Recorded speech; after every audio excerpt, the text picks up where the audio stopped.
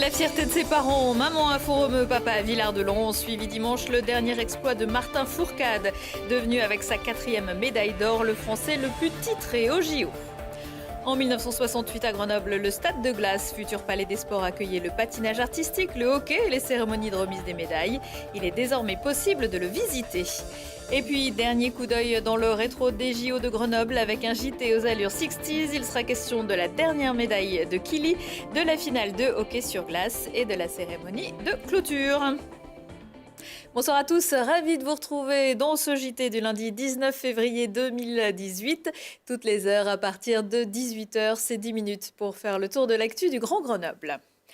Ils vont venir, ils seront tous là. Lundi 26 février, c'est à Grenoble que les sportifs de retour aux Jeux Olympiques de Pyeongchang ont prévu de faire leur première apparition en public 50 ans après les Jeux dans la capitale des Alpes.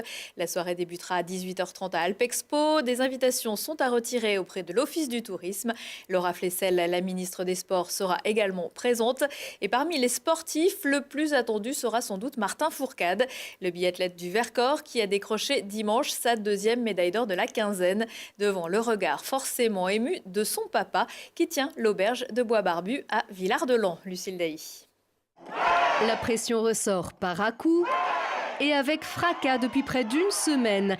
Ici, à 2 foulées du site nordique où s'entraînent ses 2 fils, Marcel Fourcade n'est jamais seul lorsque Martin glane une médaille à Pyeongchang. Alors ce dimanche-là, on se sert dans son auberge pleine à craquer.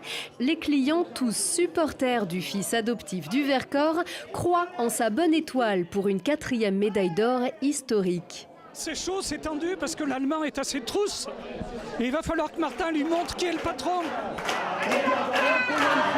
Ça va le faire, on y croit, on est tous là avec Martin.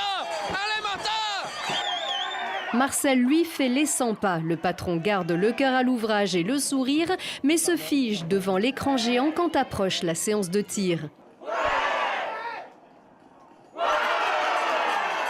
Martin assure, il est dans le coup, mais pour plus de dramaturgie encore, nos athlètes filent au coude à coude vers la ligne d'arrivée. Le papa serre les dents et puis se résigne. Elle n'est pas pour nous celle-là. Il le sait Martin, elle n'est pas pour nous aujourd'hui celle-là. Ah j'y crois pas, il y a photo finish, il y a photo finish. Martin il le sait, Martin il a ragé en arrivant. Il y a beaucoup de tension, on n'y fera rien. C'est pour nous, c'est sûr, c'est sûr. Alors je me suis trompé, elle est pour nous, yeah. Bravo. Oh là, bravo, il est phénoménal, jusqu'au bout il s'est battu. Jusqu'au bout il a glissé son pied, jusqu'au bout il est allé chercher ses dernières ressources pour pouvoir arriver sur sa ligne d'arrivée. Il nous fait plaisir, il s'est fait plaisir à lui. Waouh, waouh. On peine encore à y croire. Martin Fourcade confirme son entrée au panthéon des athlètes les plus titrés au monde. Ici, le clan des Vertacos se souviendra d'avoir partagé en famille l'instant de la légende. Et prochaine course pour Martin mardi midi avec le relais mixte. Plus aucune chance de médaille en revanche pour Ophélie David, la doyenne des Français engagée dans le ski cross à Pyeongchang. On la voit ici lors d'un run au JO de Sochi. S'est blessée lundi à l'entraînement. La skieuse de l'Alpe d'Huez souffre d'une rupture des ligaments croisés du genou gauche et d'une lésion au ménisque. Le directeur du ski freestyle de la FFS met en cause un parcours dangereux. À 41 ans, il ne manquait à Ophélie David qu'une médaille olympique. Elle qui avait déjà remporté plusieurs globes de cristal, des victoires en X-Games et un titre de championne du monde. Elle devrait rentrer en France dans les prochains jours.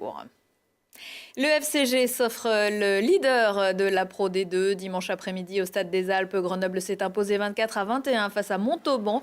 Après une demi-heure de jeu, ce sont pourtant les Montalbanais qui menaient 18-6. Mais le FCG est parvenu à renverser la vapeur grâce à 2 essais de Godner et Hunt, une transformation et 3 pénalités. Un succès qui permet aux Grenoblois, désormais 4e du classement général, de se relancer dans la course aux phases finales. Prochain match à Narbonne. Une belle victoire également en football pour le GF38. En championnat de national, Grenoble est allé battre dimanche le Red Star 1-0. Les 2 équipes sont candidates à la montée en Ligue 2. Mais les Grenoblois viennent de reprendre la tête du classement. On vous en dit plus dans le JT de mardi. Le Palais des Sports trône dans le parc Paul Mistral depuis 1968. Vous avez peut-être déjà eu l'occasion d'y assister à des spectacles ou des rencontres sportives. Mais à l'occasion du 50e des Jeux de Grenoble, l'Office du tourisme propose jusqu'à la fin de la semaine des visites guidées dans les coulisses. Attention, si vous entendez quelques bips, c'est normal. Laurie Baillet a choisi de ne pas tout vous dévoiler. Le Palais des Sports a soufflé ses 50 bougies. L'occasion de faire découvrir les coulisses de ce bâtiment emblématique avec l'Office de tourisme. C'est l'ancien stade de glace des 10e Jeux olympiques d'hiver. Ce bâtiment a été construit par 2 architectes et un ingénieur pour accueillir les épreuves de glace, pas toutes les épreuves de glace, mais les épreuves de patinage artistique, les matchs de hockey sur glace série A, les cérémonies de remise des médailles et la cérémonie de clôture des Jeux olympiques de Grenoble. Les visites guidées d'une trentaine de minutes sont gratuites. Elles présentent l'histoire du lieu de 68 à nos jours et traversent notamment le sous-sol. Nous découvrons les vestiaires des athlètes, les loges des artistes, la chaufferie, la salle de réfrigération, là où on fabriquait autrefois la glace. Nous découvrons d'autres choses, mais là c'est une surprise. Imaginez que pour construire ce bâtiment, il a fallu 20 000 tonnes de béton et 1500 tonnes de structures métalliques. C'est incroyable. Le public est conquis. Il y a des choses quand même assez étonnantes, comme effectivement, et même les installations pour la réfrigération, qui sont intéressantes à voir aussi, même si ça ne marche plus maintenant. Petite surprise avec quelques pièces comme... J'avoue que je ne m'attendais pas trop dans un palais des sports. Et puis voir l'ancienneté du bâtiment et de voir que finalement il n'a pas trop mal vieilli 50 ans plus tard et est toujours là, donc intéressant. Des lieux étonnants, insolites qu'on vous laisse le soin de découvrir. Les inscriptions sont obligatoires dans les offices du tourisme. Rideau, le 18 février 1968, les Jeux Olympiques de Grenoble tiraient leur révérence. C'est donc l'heure de notre dernier JT des JO. Souvenir avec encore quelques grands moments.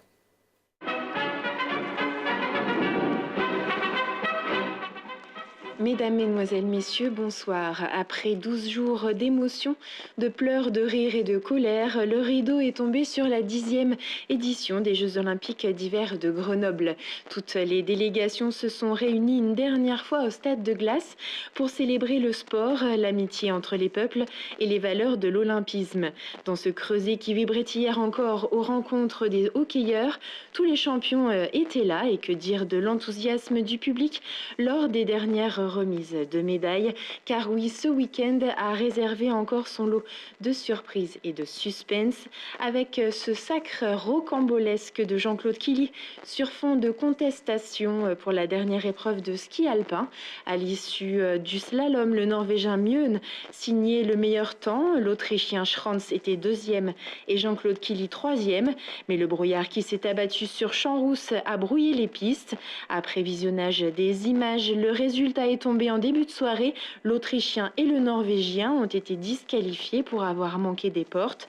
Killy dit Toutoun est donc sacré champion olympique pour la 3e fois.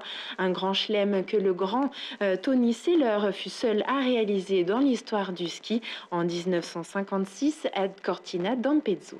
Je m'en doutais un petit peu parce que je savais que pour Schranz, il s'était passé quelque chose.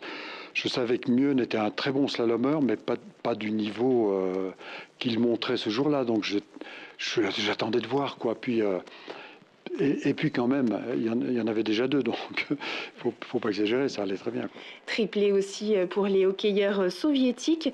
Au terme d'un match passionnant, ils battent les Canadiens 5-0. Après le titre de champion d'Europe et du monde, ils s'adjugent donc la couronne olympique.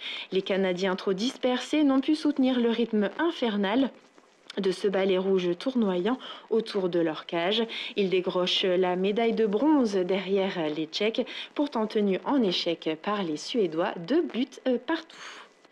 Sensation sur l'anneau de vitesse, le Suédois Johnny Höglin coiffe de 3/10 le grand favori Anton Mayer dans l'épreuve du 10 000 mètres en patinage de vitesse.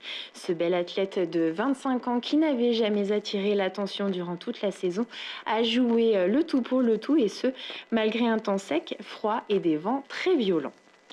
On quitte la vallée direction l'Alpe d'Huez. Les épreuves de bobsleigh ballottées par les vagues de redoux et les bourrasques de neige se sont terminées dans la splendeur d'un lever de jour de pur azur. Une journée parfaite pour célébrer le sacre d'Eugenio Monti. L'Italien signe le meilleur temps au terme d'une 2e manche pleine de rebondissements et de records de vitesse. L'Italien réussit le doublé et offre à son pays la médaille d'or du bob à 4.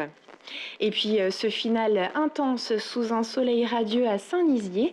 Les meilleurs sauteurs du monde ont tiré dans le ciel un inoubliable feu d'artifice, projetant leurs silhouettes ailées vers les cimes de Beldon. Au pied du tremplin de 90 mètres, une foule extraordinaire de plus de 70 000 spectateurs.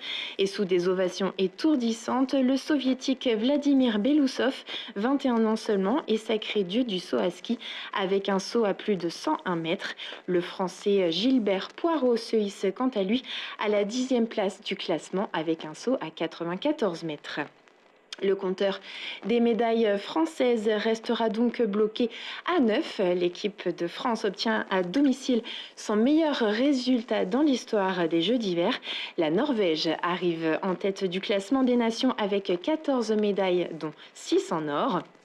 Le feu sacré de l'olympisme est désormais éteint.